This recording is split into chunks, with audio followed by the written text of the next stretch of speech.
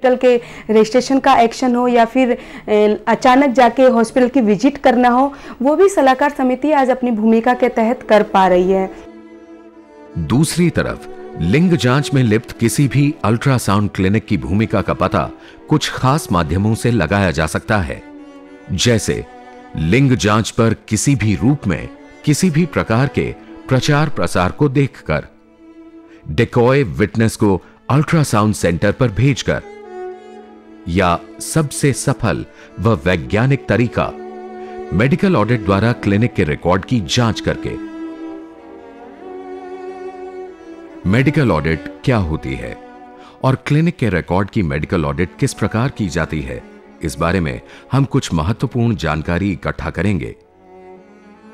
Medical audit चुने हुए कुछ क्लिनिकल रिकॉर्ड की विस्तृत जांच और निरीक्षण को कहते हैं। इससे पता लगाया जा सकता है कि क्लिनिक निर्धारित मापदंड के मुताबिक कार्य कर रहा है या नहीं।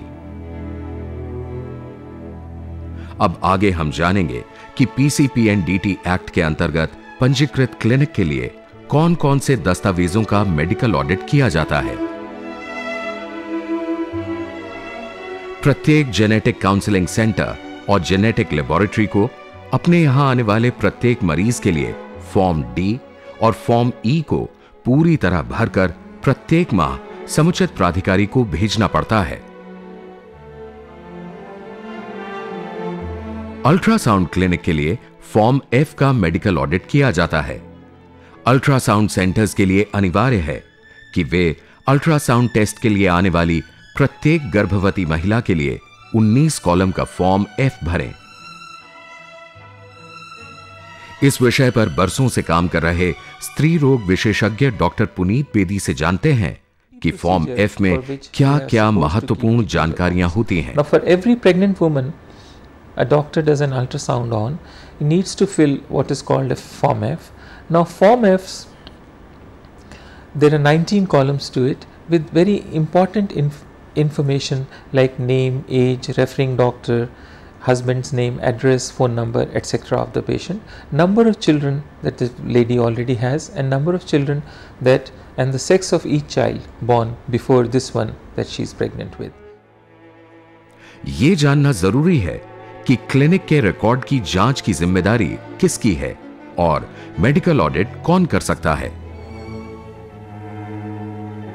कानून ने समुचित प्राधिकारी को क्लिनिक के सभी दस्तावेजों की जांच की जिम्मेदारी सौंपी है, परंतु कोई भी इच्छुक और जानकार व्यक्ति या सामाजिक संस्था का प्रतिनिधि क्लिनिक के फॉर्म की मेडिकल ऑडिट कर सकता है। क्लिनिक के रिकॉर्ड को एकत्र करने से पहले संदिग्ध क्लिनिक का चुनाव करना जरूरी है। आइए जानते हैं कि ऑडिट करते समय किन किन बातों को ध्यान में रखना चाहिए। सबसे पहले स्थिति का जायजा लें और देखें कि क्या बच्चों का लिंग अनुपात घट रहा है। जांच करें कि वे कौन कौन से क्षेत्र हैं जहां लड़के लड़कियों की असमान संख्या उत्पन्न हो रही है। उन क्षेत्रों में क्लिनिक, नर्सिंग होम और अल्ट्रासाउंड क्लिनिक को चिन्हित करें। उसके बाद समुचित प्राधिकारी से फॉर्म एफ की कॉपी प्राप्त करें। प्रत्येक कॉलम की सावधानी पूर्वक जांच करें। देखें कि कौन कौन से कॉलम के जवाब अधूरे हैं और कौन से कॉलम पूरी तरह से खाली छोड़ दिए गए हैं। मरीज का नाम, उसकी उम्र, पता, उसके बच्चों की संख्या और लिंग, रेफर करने वाले डॉक्टर का नाम, गर्भावस्था की अवधि तथा अल्ट्रासाउंड टेस्ट का परिणाम आदि कॉलम बहुत महत्वपूर्ण है। डॉक्टर पुनीत बेदी से जानते हैं कि इन महत्वपूर्ण कॉलम्स का खाली छोड़ा जाना या अधूरा भरा जाना क्या साबित करता है तथा अधूरा भरा गया फॉर्म क्या डॉक्टरों के खिलाफ जा सकता है। If we sit with all these forms, we find that the name, address, age of the fetus, age of the pregnancy, age and gender of the previous children born, the referring doctor and the doctor who perform ultrasound. These clauses like this actually track back the patients, and when the doctor knows that what he is doing is wrong, this is one or all of these 5 columns are left blank or manipulated. And out of a whole record of years of a particular clinic, if we can find one error and prove that this was a mistake, this was misleading, that this was a mistake, this was misleading and deliberately done, we can close down the clinic. At any level that these forms are incomplete, the doctor will have to prove that he has not done sex determination and can easily be caught. हम एक सामाजिक कार्यकर्ता doctor Virendra विद्रोही से जानते हैं कि medical audit करके क्या परिणाम निकला। 600 फॉर्म में से एक भी फॉर्म ऐसा नहीं मिला जो एज पर लॉ भरा गया हो, जो उसके जो प्रोविजंस है, मेडिकल फॉर्म मतलब कानून के जो प्रोविजंस है उस प्रोविजंस तक भरा गया हो। पहली चीज, जितने सेंटर हैं सबने अपना अलग अलग फॉर्म बना रखा है। सरकार ने 19 कॉलम का फॉर्म प्रेस्क्राइब कर रखा है। मेरे जिले में 8 कॉलम से लेकर 19 कॉलम तक के फॉर्म्स हैं, हर सेंटर का अलग फॉर्म। सब ये हमने पूछा भाई ये वाला कॉलम आपने क्यों नहीं जारी किया? नहीं, इसकी ज़रूरत नहीं थी, हम लोग के लिए ज़रूरत नहीं है। भाई ये कॉलम आपने क्यों नहीं रखा? इसकी ज़रूरत नहीं थी। उन तमाम फॉर्म में औरत की जात नहीं है, उनके एड्रेस वेरिफिकेशंस नहीं है कि किस जगह की वो औरत है। बहुत सारे फॉर्म में चाइल्ड हिस्ट्री नहीं है। उस महिला के पास जो जांच करवाने आई है, उस जांच करवाने वाली महिला के पहले से कितने बच्चे हैं, ये फॉर्म के अंदर कॉलम है। ये कॉलम हमारे किसी सेंटर में नहीं भरा जाता। एक दूसरे सामाजिक कार्यकर्ता राजन चौधरी से पता करते हैं कि उन्होंने मेडिकल ऑडिट के परिणाम का किस प्रकार से उपयोग किया। मुख्य चिकित्सा अधिकारी के यहाँ से जितने फॉर्म एफ आए, आफ्टर 3 मंथ फॉर्म एफ आने शुरू हो गए थे। फॉर्म एफ आए, हमने उनको कलेक्ट किया और उनका मेडिकल ऑडिट करवाया। मेडिकल ऑडिट करवाने के बाद जो फाइंडिंग्स निकली, उन फाइंडिंग्स को हमने डॉक्टरों के साथ मिलकर, जो सोनोग्राफी सेंटर्स के संचालक थे उनके साथ हमने शेयर किया। एक एक सोनोग्राफी सेंटर्स को दिखाया कि आपके यहाँ क्या क्या कमियाँ हैं। फार्म एफ अधूरे थे। जिन गर्भवती महिलाओं ने सोनोग्राफी करवाई उनका कोई एड्रेस नहीं था। जितने फार्म में जानकारी मांगी गई थी वो पूरी अधूरी थी। किसी भी डॉक्टर की, जो सोनोग्राफी सेंटर का संचालक था, जवाब नहीं बन रहा था। उन्होंने बाकायदा शहर स्वीकार किया कि हमारी मेडिकल ऑडिट में बेहद कमियां हैं, हम इसमें सुधार करेंगे। हम भी यही जताना चाह रहे थे कि वो यदि कानून की पालना करते हैं, 100% फॉर्म एफ सही भरेंगे तो लिंग जांच नहीं कर सकते। अधिकतर मामलों में देखा गया है कि अल्ट्रासाउंड के लिए आने वाली गर्भवती महिला का फॉर्म एफ भरा ही नहीं जाता या महिला व जांच से संबंधित गलत जानकारी दी जाती है।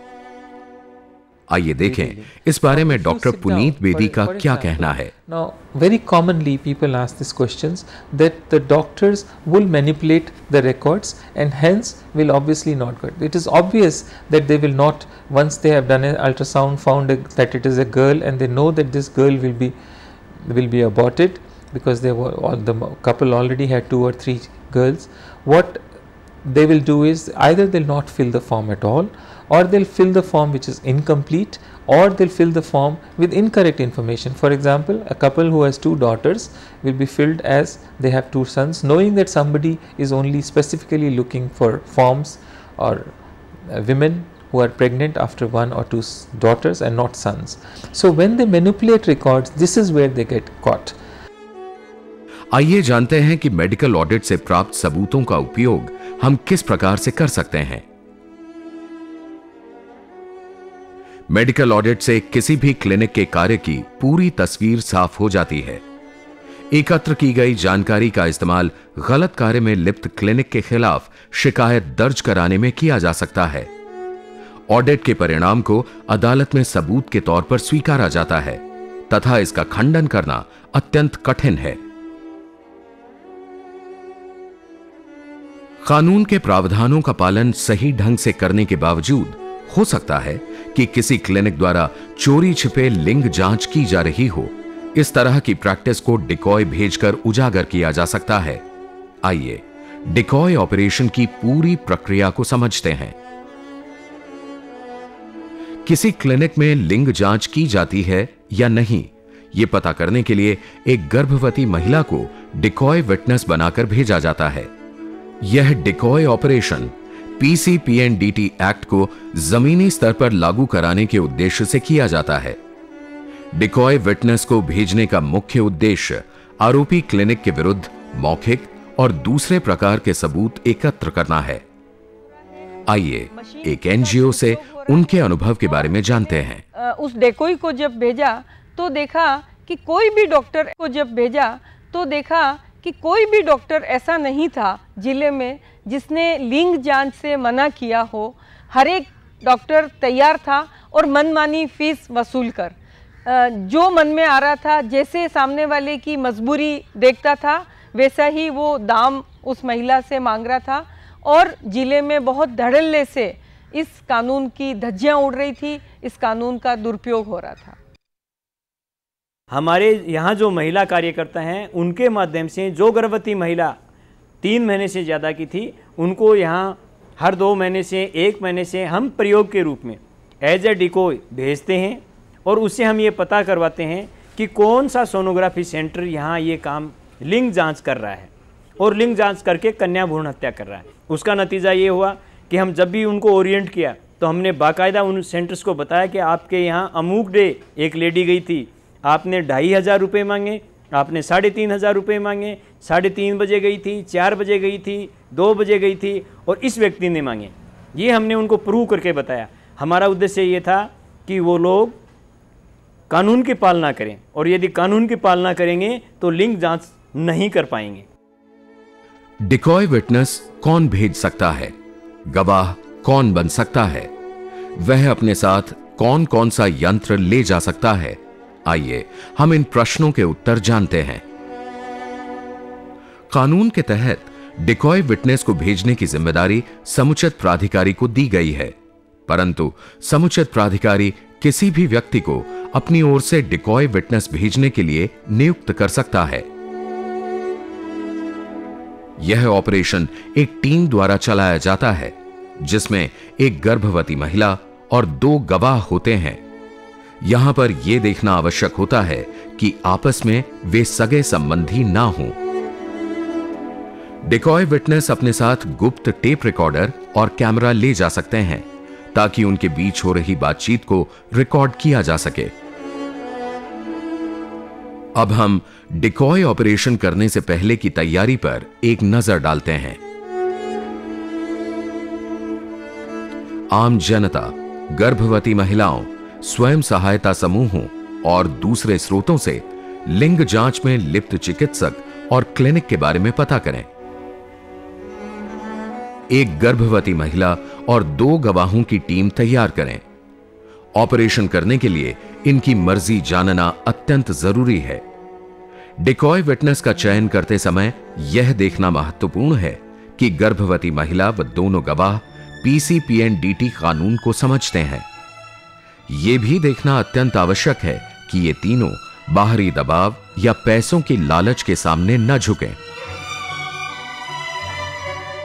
डिकॉय विटनेस के बयान को एफिडेविट पर लेना चाहिए। इसमें लिखा होना चाहिए कि वे लिंग जांच मानवीय आधार पर जनता के हित में तथा समुचित प्राधिकारी को सहायता प्रदान करने के उद्देश्य से करा रहे हैं। साथ में यह भी लिखा जाना चाहिए कि गर्भवती महिला भ्रूण के लिंग का पता चलने पर भी गर्भपात नहीं कराएगी। समुचित प्राधिकारी से एक सत्यापित पत्र ले लेना चाहिए। साथ ही उसे डिकॉय विटनेस द्वारा इस्तेमाल किए जाने वाले करेंसी नोट के नंबर की सूचना लिखित में दी जानी चाहिए। इसकी एक कॉपी अपने पास संभाल कर अवश्य रखें। डिकॉय विटनेस कब और कहां जाने वाला है, इसकी सूचना किसी को भी ना दें। सूचना लीक होने से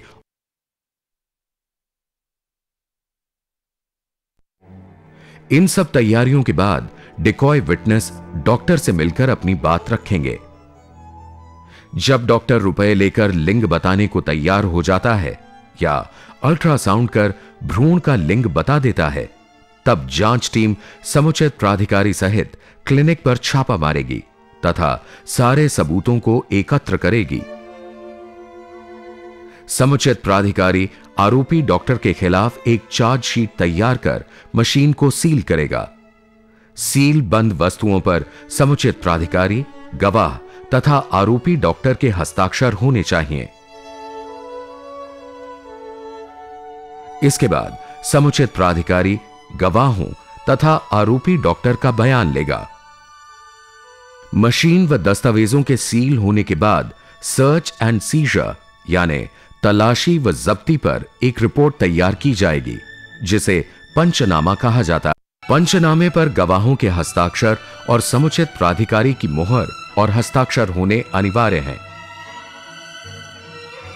जांच के दौरान न तो पुलिस को बुलाएं और न ही आरोपी डॉक्टर को पुलिस के हवाले करें, क्योंकि पीसीपीएनडीटी एक्ट में कहीं भी पुलिस की भूमिका नहीं है। परंतु समुचित प्राधिकारी अगर चाहे तो जांच के दौरान अपनी सुरक्षा के लिए पुलिस को बुला सकता है। अब जानते हैं कि कोर्ट में केस दर्ज करने के उद्देश्य से किन किन सबूतों को एकत्र करना चाहिए। डिकॉय ऑपरेशन के बाद समुचित प्राधिकारी सभी सबूतों और दस्तावेजों को जुडिशियल मैजिस्ट्रेट फर्स्ट क्लास के समक्ष जमा करेगा। ये सबूत होंगे शिकायत पत्र की एक कॉपी, एक बयान जिसमें सर्च एंड सीजर के गवाह तथा डिकॉय विटनेस की सूची होगी, सर्च एंड सीजर यानी पंचनामे की रिपोर्ट, एकत्र किए गए सभी दस्तावेजों की एक कॉपी, गवाहों का बयान, क्लिनिक का पूरा पता।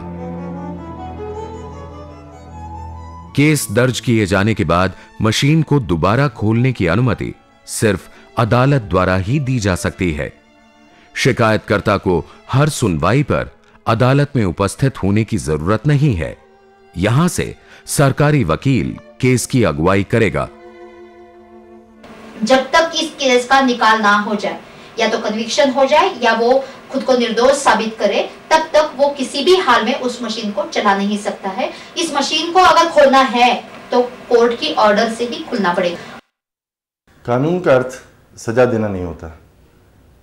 कानून इसलिए बनाया जाता है ताकि व्यक्ति और समाज ये समझें कि अगर वो किसी भी तरीके का एक्शन लेंगे जो कानून के विरुद्ध है तो वो गलत होगा और उनको सज़ा मिल सकती है।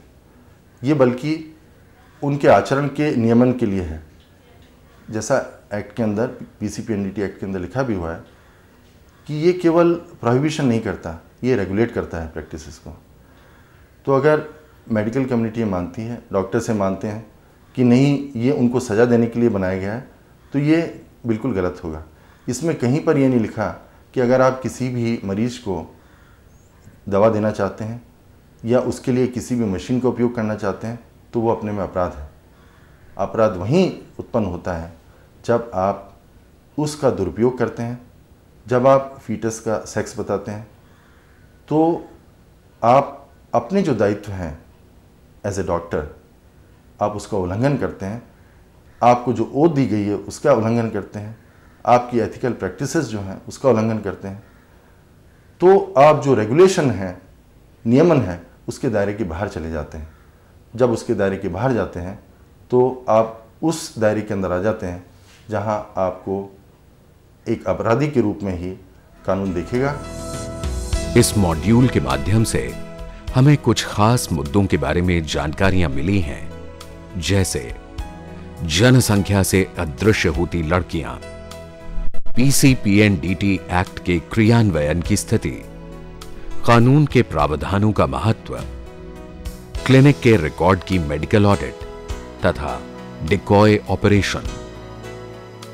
लिंग जांच को रोकने के उद्देश्य से यहां मिले सबक को जमीनी स्तर पर एक्शन में बदलने की बहुत आवश्यकता है और हमें विश्वास है कि आप इस शुरुआती प्रक्रिया को आगे बढ़ाएंगे और कुछ नए नए अनुभवों से रूबरू होंगे।